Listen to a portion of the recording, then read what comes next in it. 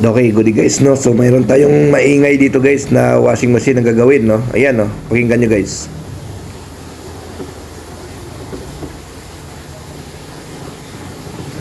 Ayan, napakaingay niya, no? So, kapag ganyan ang problema guys ng inyong washing machine, kailangan nyo guys palitan yung pinaka gearbox. So, gearbox guys ang problema niyan kapag ganyan siya, no? Ayan, no? Kaingay niyan, no? So, kailangan palitan natin siya ng gearbox dahil yung mga bearing guys ng gearbox wala na, durog na ito. So, yun po ang problema nito, no? So, ito yung gearbox nan guys. So, palitan natin. Ito yun, yan. Ito yung parts na to. Papalitan natin yan yung luma guys, oh. Ayan. So, ito yung bago na itong kinabit natin, no? So, ito yun. So, yun po yung problema, no? Kung bakit pag maingay siya. So, nangyayari yan guys kapag na-overload nyo ang inyong washing machine, no?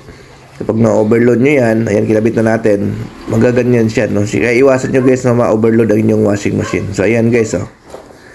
Testing na natin guys. Wala na siyang ingay, no? So, lagyan natin ng laman para sigurado, no? So, ayan, oh. Smooth na yung tunog niya. Ayan. So, lagay din natin siya sa wash. Ayan. So, okay na siya, no? Wala na siyang kaingay-ingay, guys, no? Kanina, ano yan, napakaingay. So, yun. So, ganoon lang, no?